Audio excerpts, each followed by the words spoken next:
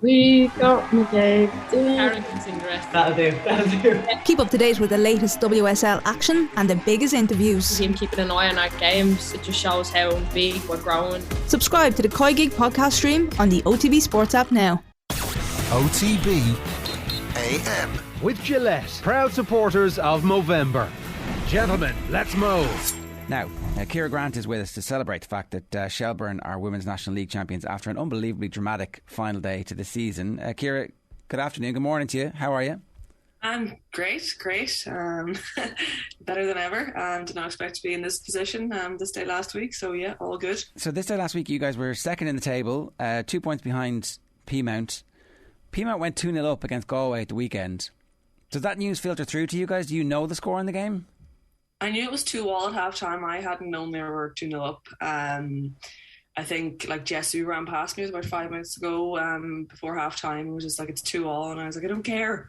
And then at half time it was kind of the elephant in the room. Nobody was really talking about it. But a 2-0 lead for us it's good, but it's always not a nice one. So we just knew that we had to go out there and try and get another goal and finish the game off. And look, we needed the 3 goals in the end up. Wexford came back quite strongly in the last 15 minutes. So we had so many supporters there at the game. There was all the kind of ultras, as we call them, that would go to the men's game were there. So I remember at one stage, there was probably 15 minutes to go or 10 minutes to go. We had a corner, but the crowd was just going insane. And then Kylie Murphy actually turned around to me and was like, "Are Galway beating Peamount?" And I was like, "I think so." So at that stage, it's funny to even try and remember. I knew that Peamount were clearly winning because the fans were going crazy. But for us, it was just focusing on we need the 3 points here. So don't get carried away. So you guys only win 3-2 in the end. The scoring sequence, you were 2-0 up at half time, is that right? Yeah, 2-0 up at half time, and then I think we scored in the 48th minute, 47th minute. Jessie Stapleton again, and then they scored their first, or maybe around the 57th minute, and then their second was the 86th. So we had 2 minutes of extra time in the second half, so we had 6 minutes to try and just lock up shop, which we did, and it was just class. It was. Was that nerve wracking, or was it actually calm enough? The last 6 minutes. No, I think it was pretty nerve wracking because I think Ellen Malloy had been quiet all game, but you just give Ellen 2 yards of space and she can ping one top corner. So we were just the concentration levels. I really, to be honest, had zoned everything out, and even so when the final whistle went, Pearl Slattery hit the deck and everybody was on top of her, and I was just screaming, being did we actually win? Can I see it for real? Because I don't really believe it right now, even though everybody's going crazy. Because I think 2 weeks out, everybody had just penciled in Peamount. They're kind of a machine over the last couple of years. You expect them to be able to see it out. They had 2 opportunities to do it and they just couldn't get it done. So heading into the final game, did you think it was possible that they were beginning to tie up, that there was a bit of pressure on them? Were you beginning to dream at least? Not really, to be honest. On Friday nights, we train Friday nights before the games, and we were all kind of talking about it and just even figured out what would have to happen. And then Rachel Graham just walked past me. She's like, imagine if we did win. And we just both kind of laughed. But no, nobody had planned for us to win. Internally, I had nothing with me. I was ready. My brother and his girlfriend had come up to surprise me for the day. So they literally arrived around 11 o'clock. We headed out to Howth for lunch, watch Ireland beat New Zealand, and then just headed to the game. I had said we'd all get a takeaway and chill out for the night when it was over. And, the plans quickly changed as the game evolved. But for me, I was like, thank you so much for coming up, because I didn't even think of the game. Just headed off for the day and then just went and played. It was perfect. It's mad, really. I would say that the way in which it happened makes the title itself so much sweeter. Absolutely. And even for the likes, I came back in last year, but Pearl, Noelle, Rachel, Rebecca Gray, they're 5 years since the club have won. Those girls have been pushing, working so hard to get the club back to league champions. So I just think for it meant so much to everyone. There was grown men crying, women, there was just so much happening afterwards. And then it was just even the drama of it. We were are they, somebody's got that trophy in a taxi heading over to, Shells. But then what happened if Wexford had scored a last minute winner? It would have had it was just I would have loved to see a GoPro camera if whoever was carrying the trophy. So what do the plans then change to if you ditched the spice bag after that point? What then? How did you celebrate? I guess on Saturday. Well, Tulka's lovely. So we have a clubhouse kind of bar situation in Tulka. So like we were on the pitch I think till after 10:30, and then family and friends, and we all just went back to Tulka and just had a night's crack. And it was just so lovely because even like Noel King's pretty much whole family were there. I was just delighted to have some family up. And yeah, look, just spirits were so good and so high, and I think it's incredible because even this whole week now, just everybody is in good form. Like training last night, everyone was buzzing. The cup final now is no longer the be all and end all of the season. It's kind of like an added bonus. So I think from our performance, we played really well on Saturday. We've just won the league, so confidence is high. We're all injury free. Everybody's back available. So like everybody's just looking forward to the week. It's funny, isn't it? The cup final, an added bonus, but actually it's cup final too. It feels like you're going to be able to relax into it in a way. I don't know how you've played in loads of big games in different sports before. Like building up to a one-off match like that, it won't be quite the same as last week. There won't be a surprise visit to take your mind off it. You'll be thinking about the cup final all week. Yeah, and like it's not ideal playing Wexford the week before, but like we know that on Sunday it's going to be a completely different game. Like Wexford, I think, just didn't they just didn't show up there on Saturday, even though they started to gain a good bit of momentum in the last 20 minutes. So like we know how dangerous Wexford can be. We know the quality of some of their players and just how much of a team they are together. So look, Sunday's going to be a completely different ball game. It's cup final, nerves, the whole occasion, everything, Tallaght Stadium, crowds. Like everybody knows anything can happen in a cup game, but we're just going to go out with the same preparation as before and just prove that why we are league champions and hopefully cup champions by the end of the week.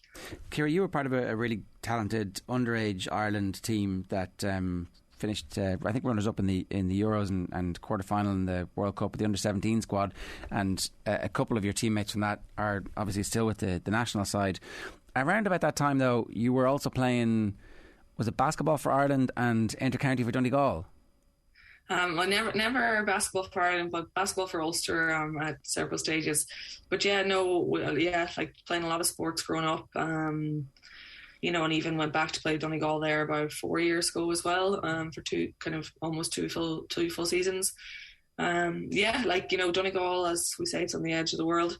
There wasn't too much underage soccer structures when I was growing up, and Gaelic really was kind of the elite sport, and the training, everything was much better.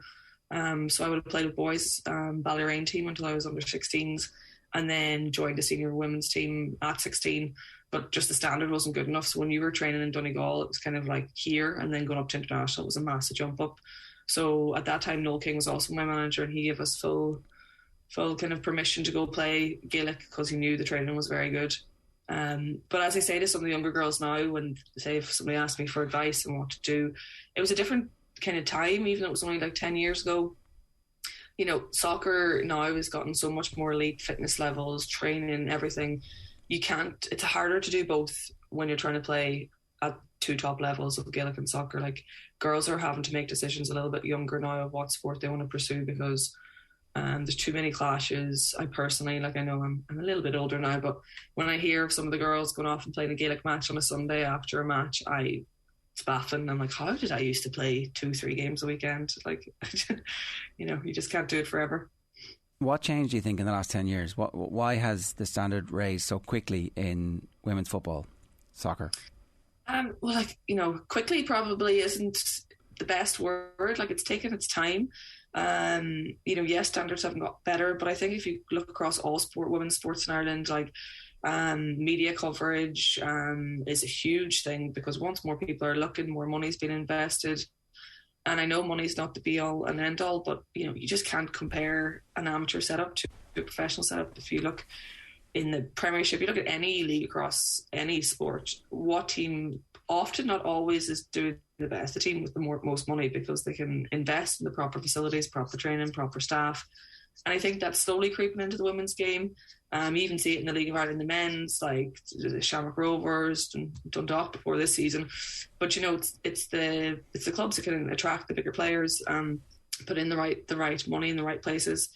But I think the momentum based off Scotland and England is definitely trickling over. The success of the women's national team, things like that are just raising the standards. Like you see, 16, 17-year-olds now well able to compete at senior level because they're in better condition, and they're able to. So it's great to see. And these young ones coming up, there's so many of them in all the teams. So it's a great momentum, and it's credit to people, working with teams underage as well. When you were coming up through underage systems, Ciara, across multiple different sports, was there much of a difference, say, between soccer and football and Gaelic football in terms of facilities, in terms of access, and in terms of your ability to achieve when you compare those two sports? Growing up, maybe, Gaelic has a strong hold in more rural places, I think, than kind of urban. There's a lot more, not awareness, but there's a lot more community-based kind of structures. So even at county levels, we might have had a backroom staff of 8 or 9 people at our under-14 Donegal team. And then you go to your under-14 Donegal women's soccer team, and, there might be 2 or 3 coaches who are covering 3 or 4 teams, all volunteers. But the comparison of like the number of volunteers in soccer and Gaelic was starkly different to underage. And then when I went back to play with Donegal at the end of 2018, I was blown away by, Maxi Curran and his backroom staff. Like, I think there was 10 to 12 staff. We had nutritionists, psychologists, sports scientists. We had food after every training. Expenses were covered, not fully, but part of it. We had, kind of online apps of gym. You had all sports scientific based fitness tests. We had GPS data, heart rate monitors. And to be honest, it was the most professional environment I've ever been involved in for like a season. And then unfortunately, when you come back to the Women's National League, there's still stark gaps in those areas, kind of in the additional backroom staff that make the difference. Like, when you look across all the Gaelic sports, even Limerick hurlers, like, they give massive credit to the backroom staff. I think they had a photo of them and there was probably 25 backroom staff. It's insane, but that is, again, the difference between amateur and professional sport. It's the small finer details that are overlooked. Or even between amateur and amateur. I was going to make the point. Amateur Yeah, but the approach is totally professional. And all those backroom, they're all professionals. They're, maybe some of them are volunteers, but certainly like a lot of people are actually getting paid for being involved with inter-county teams at that. In that case, I know that there are counties out there who don't pay anything to their physios and their strength and conditioning people, but most counties are, and that's why we see that it costs several $100,000 to run a successful inter-county team at the moment. There was one other thing I wanted to just ask you about, Ciara. You are a doctor, I think, is that correct? Yeah, I'm a medical doctor. So in the middle of all this, of like playing football for Ireland, playing basketball for Ulster, playing football for Donegal, you had time to finish a medical degree as well. I mean, come on, Ciara, this is kind of putting us all to shame here. No, well, in fairness, I stepped away from the league for my last semester of college. So, I'd done 5.5 years in UCD, balancing it with the league, and it was just all becoming a bit much. And the timing of it worked out. The league was changing from a winter league to a summer league. So I just took the last semester off just to kind of get over the line. And I knew I was going to go into a busy internship. So I actually took that whole year off from soccer and then went back to Gaelic. And, on reflection, I think it was just all boiling up for me. It was too much. Sport was kind of, something I always loved and put my whole heart into. And I think it was just coming to the phase of my career where it was something that I had to do. And probably internal pressures I was putting myself to keep it up. My parents are so supportive of pretty much any decision I make. But at that stage, I think it was, it was mature, but it was a very hard decision to make, to walk away from it. But I think it's the best thing that I did. And, I moved home to Donegal then. And as soon as my Gaelic career kind of, I was having a lot of thoughts about soccer soon after going back playing Gaelic, and I joined Science Swifts there in Strabane, about 20 minutes away from my hometown in the Northern Irish League. And that was just probably the best decision I've made, because it just sparked that fire back in me. And, straight away I was thinking of moving back to Dublin and getting back in the National League, and kind of set myself the goal of getting back in the women's national team. So yeah, it's just something I love. And now I'm a bit of a phony, but like some of my friends who have been working in the front line now for the whole pandemic, like I really huge credit to everybody. It's not easy, and it's not getting any easier as well. But at the moment, so I spent 2 years lecturing with RCSI, which was a perfect balance of soccer and work. And then now recently I'm just kind of doing some agency work. So at the moment I'm doing health clinics, so heart screening clinics, flu vaccine clinics. So, yes, I'm a doctor, but I'm also, can't compare me to my friends that are in the front line, because those guys are working extremely hard. Yeah, fair enough. I'm glad to hear that you got lazy in your last semester and took it off like football. Like after 5.5 years of doing the two things. I'm really interested in this, because definitely there have been sports, and there was a long trend for about 10 or 15 years where everybody was told, you got to give up sport for your leaving cert because it's going to be a distraction for you. It sounds like you didn't do that actually you kept sport going as long as you could. I remember we came home from the World Cup, so it was kind of, I missed, I think, the first 4 weeks of school, my leaving cert year in September. And under 19s class, so we missed the first trip away with the 19s. And I remember I got the itch after about 2 weeks. I was like, what am I going to do here? Like, I'm bored. So I went back playing basketball, Gaelic and soccer in leaving cert year. And I think we got to an All-Ireland semi-final in basketball, All-Ireland semi-final in Gaelic, and then we actually won the senior women's soccer All-Ireland final. And I do remember when it was getting close to leaving cert, I was like, what is going on? I'm doing way too much stuff here. But my parents they're just great. And I think, they probably would have intervened if they thought I was getting burnt out or stressed. But I was just super organised back then and kind of loved, when you're kind of that organised and in that routine, you just do it. You have 45 minutes here. Okay, just blast out my maths homework, that and different things. And I had great support systems. I had, my teachers were excellent. They'd give me stuff to do, or meet up with me for an hour or so after school. And it's funny, more as an adult, I think I find it hard to balance. I went back to do a bit of study at the moment, and just procrastination is getting worse as I get older. That doesn't ever get any better, I think. No. Once it's in you. But listen, Ciara, it's an incredible story. Thanks a million for sharing it with us. Best of luck this weekend, and congratulations on winning the league. It sounds like it was an incredible season, all told. And I think that something like a title race with the drama like that, where it flashes out immediately on social media, is the type of thing that's going to get people tuning into the league in more numbers. Absolutely. And now, the Women's National League have 2 big games, or national team have 2 big games on in the next week or two. So this build-up of the cup and of the league ended in so dramatically. Many more people are aware of it. I went into the shops on Sunday, and half the back pages of the papers were covered in our game as well. So it's great to see, and I just hope it continues and increases as well. Ciara, good stuff. Thanks a million for joining us. Cheers. Thanks so much, guys. Appreciate it. It's Ciara Grant there with a remarkable story and high level of achievement, it turns out. How are you feeling, Owen? They said at least feeling good about your life choices? Pretty inferior right now, to be quite honest with you. Not that that's anything new, but to win and to get a trophy wasn't even enough. They had to do it in the most dramatic way possible and set themselves up potentially for a League Cup double as well. OTB AM. With Gillette, proud supporters of Movember. Gentlemen, let's move.